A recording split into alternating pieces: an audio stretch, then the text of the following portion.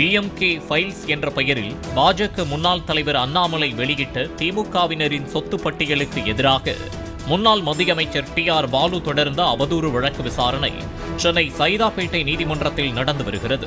சொன்னா உனக்கு இதெல்லாம் வேணான்னு இப்பெல்லாம் அவன் நினைச்சு கூட பார்க்கலண்ணா. ஏதோ ஒரு அவசரத்தில் நடந்துச்சுண்ணா. லைஃப்பை தொலைச்சிட்டியாடா. நானா இப்பெல்லாம் சொல்லாதுண்ணா.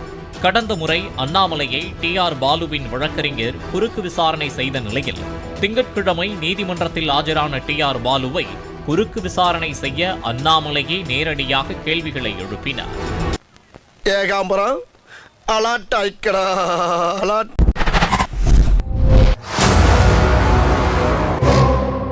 நீதிபதிக்கு முன் எதிரெதிரே அண்ணாமலையும் டி.ஆர். பாலுவும் நின்ற நிலையில் அண்ணாமலை தன்னுடைய கேள்விகளை தொடங்கினார். 2014ஆம் ஆண்டு கப்பல் போக்குவரத்து துறையின் அமைச்சராக இருந்தபோது டி.ஆர். பாலு 10 கப்பல்களை சொந்தமாக வாங்கினார் என முன்னாள் திமுக மத்திய அமைச்சர் மு.க. அழகிரி பேட்டி ஒன்றில் தெரிவித்துள்ளார். அது ஞாபகம் இருக்கிறதா என்று அண்ணாமலை கேட்டார். டி.ஆர். பாலு தனக்கு தெரியாது என்றதும் 2014ஆம் ஆண்டு ஏப்ரல் மாதம் 4ஆம் தேதி பயோனீர் நியூஸ் பேப்பரில் இந்த செய்தி வந்துள்ளதாக கூறி அண்ணாமலை ஆதாரம் தாக்கல் செய்தார். இப்பவே கண்ண கட்டுது. இதற்கு செய்தி வேறு விதமாக உள்ளது, அதை உள்நோக்கத்துடன் வேறு விதமாக அண்ணாமலை பேட்டியளித்துள்ளார் என்று அது அவதூறுதான் என்றும் டி.ஆர். பாலு தரப்பு வழக்கறிஞர் தெரிவித்தார். அப்படியா? அப்படிச்சா? சேது சமுத்திர திட்டத்தை அமல்படுத்துவதற்காகவும் சுயலாபம் அடைவதற்காகவும் டி.ஆர். பாலு அமைச்சராக இருந்தபோது 10 மீன்பிடி கப்பல்களை அதிகாரத்தை தவறாக பயன்படுத்தி வாங்கியுள்ளதாக முன்னாள் மத்திய அமைச்சர் மு.க. அழகிரி அந்த பத்திரிகைக்கு பேட்டியளித்துள்ளதாக அண்ணாமலை சுட்டிக்காட்டினார். எப்படி சிக்கிரிக்கம் பாத்தியாப்பா? எத்தனையோ நன்மைகள் செய்திருக்கிறேன் கட்சிக்காரர்களுக்கு, எத்தனையோ பேரை மந்திரி ஆக்கியிருக்கிறேன். அவனுக்கும் நன்றி கிடையாது. எல்லாம் கோடி சொல்றாட்டான் கலைஞரால. மு.க. அழகிரிக்கோ அண்ணாமலைக்கோ சேது சமுத்திர திட்டம் என்றால் என்ன என்பதே தெரியவில்லை என்றார் டி.ஆர். பாலு. உடனடியாக குறுக்கிட்ட அண்ணாமலை, அப்படி என்றால் அழகிரி மீது அவதூறு வழக்கு தொடர்ந்தீர்களா என்று கேள்வி எழுப்பினார். இப்ப இதற்கு முன்னாடி ஜெயலலிதா அவர்களும் டி.ஆர். பாலு மேல இதே மாதிரியான குற்றச்சாட்டுகளை வரிசையா சொல்லியிருக்கிறாங்க. அழகிரி மற்ற எதிர்கட்சி தலைவர்கள்லாம் பேசியிருக்காங்க. ஆனா அவங்களெல்லாம் விட்டுட்டு அண்ணாமலை மீது மட்டும் அவதூறு வழக்குன்னு அந்த துணிச்சல் எப்படி அவருக்கு வந்துச்சு? துணிச்சல்லாம் சுத்தி இருக்கவங்க எல்லாம் வந்து என்னென்ன நீங்க எவ்வளவு பெரிய ஆளு, அவர் நேத்து வந்தவர் அரசியலுக்கு, அவர் வயசு என்ன, உங்க வயசு என்ன, இப்படியே உசுப்பேத்தி உடம்ப ரணகலம் ஆக்கிட்டாங்கடா. அந்த கம்பெனி யாருக்குமே தெரியல. இல்ல அண்ணாமலை அவர்கள் காமிக்கிறாரு, இதான் உங்க பையனோட பாலு ராஜ்குமார் யார் தெரியுமா? ஆமா என் பையன், அவர் தான் உங்க ஓனரா, எனக்கு தெரியாது. அப்போ எவ்வளவு சொத்து இருக்குன்னு பாருங்க, எனக்கு தெரியாது. அப்ப இந்த சன்னு வந்து அவருக்கு கொடுத்துருக்கு 6.5 கோடியே தெரியாதுன்னா அப்படி வச்சுப்போம், தெரியாம உண்மையே தெரியாம இருந்தாருச்சுங்க. அப்ப எவ்வளவு மிதமிஞ்சிய பணம் இருக்கும். என் அக்கௌண்ட்ல யாரோ 6.5 கோடி போடுறது கூட தெரிஞ்சுக்க முடியாத அளவுக்கு நான் இருக்கேன்னா அப்ப எனக்கு எவ்வளவு பணம் வரும்? உங்ககிட்ட அவ்வளவு பணம் இருக்கா? இதற்கு நான் மட்டுமே கப்பல் வாங்கியதாக சொல்வதில் உண்மை இல்லை என்ற டி.ஆர். பாலு உள்நோக்கத்துடன் அழகிரி பேட்டி கொடுத்ததாக கருதவில்லை என்றார். மேலும் 10 கப்பல்களில் 2 கப்பல்கள் மட்டுமே வாங்கப்பட்டது என்ற டி.ஆர். பாலு அழகிரி விஷயம் தெரியாமல் அரைவைக்காட்டுத்தனமாக செய்தித்தாளுக்கு பேட்டியளித்திருப்பதாகவும் அதற்காக அவதூறு வழக்கு தொடர தேவையில்லை.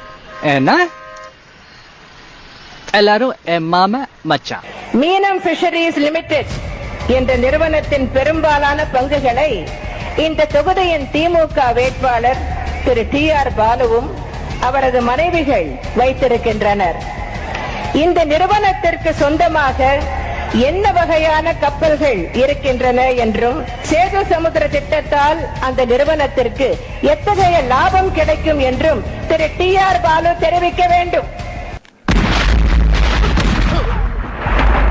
மீனவர்களின் வாழ்வாதாரத்தை அழித்து இவர்களின் தொழில் வளத்தை பெருக்கத்தான் சேது சமுத்திர திட்டம். இன்ஸ்பெக்டர் என்ன சொல்றீங்க? அப்போ நீங்க சொல்றதெல்லாம் வச்சு பார்க்கும்போது ராக்கெட் ராஜா ஒரு திருடனா? ஐயோ! சேது சமுத்திர திட்டம் நடைமுறைப்படுத்தப்பட்டு இருந்தால் அதில் கப்பல்கள் செல்ல 18 மீட்டர் ஆழம் தோண்டப்படும். ஆனால் நீங்கள் சொல்லும் மீன்பிடி கப்பல்கள் செல்ல 6 மீட்டர் ஆழம் தோண்டினால் போதும். மொத்தத்தில் அழகிரி சொன்ன செய்தியில் தப்பு உள்ளது என்ற டி.ஆர். பாலு இந்த உண்மை தெரியாமல் அரைவேக்காட்டுத்தனமாக பேசியதற்கெல்லாம் நடவடிக்கை எடுக்க முடியாது என்றார். உனக்கெல்லாம் மானம், சூடு, சொரணை, ஈனம் எதுவுமே கிடையாதா? சோறு தானே திங்கிற? 2004 முதல் 2009 வரை டி.ஆர். பாலு மத்திய அமைச்சரவையில் இருந்தபோது செய்த தவறுகள் காரணமாக 2009ஆம் ஆண்டு அமைக்கப்பட்ட மத்திய அமைச்சரவையில் இடமளிக்கவில்லை என அழகிரி பேட்டியளித்திருந்தார். அது தெரியுமா என்று அண்ணாமலை கேள்வி எழுப்பினார். அத வேற ஞாபகப்படுத்திட்டீங்க. நெஞ்சமெல்லாம் பொண்ணா இருக்கு தம்பி, மறக்க முடியல. உடனடியாக 2009ஆம் ஆண்டு யார் பிரதமர் தெரியுமா என்று அண்ணாமலை கேட்க மன்மோகன் சிங் என்று கூறிய டி.ஆர். பாலுவிடம் 2011இல் யார் பிரதமர் என்று அண்ணாமலை மறுபடி கேள்வி எழுப்பியதால் சற்று டென்ஷனான டி.ஆர். பாலு தரப்பு இதெல்லாம் ஒரு கேள்வியா, உங்களுக்கு தெரியாதா, இதற்கும் வழக்கிற்கும் என்ன சம்பந்தம் என கேள்வி எழுப்பினார். கோவம் எதுக்கு வருது? அவ்வளவு வெக்கமா இருந்தா எங்கேயாவது போய் விஷத்தை குடிச்சிட்டு செத்து போங்க. இதுக்கு என்ன? நான் மறந்து விட்டேன், அதான் கேட்டேன்.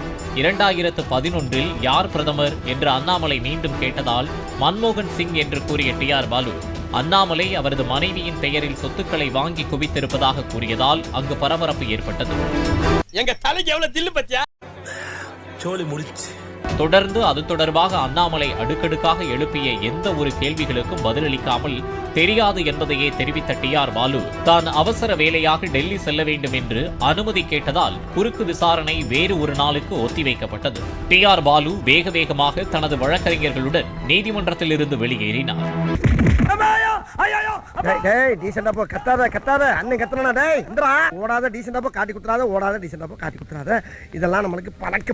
எனது மனைவி பெயரில் நான் சொத்துக்கள் வாங்கி குவித்திருப்பதாக கூறிய டி.ஆர். பாலுவிடம் தான் எழுப்பிய அத்தனை கேள்விகளுக்கும் அவரிடமிருந்து தெரியாது என்பதே ஒற்றை பதிலாக வந்ததாக தெரிவித்தார். பயப்படாதடா, அடிக்க மாட்டேன்.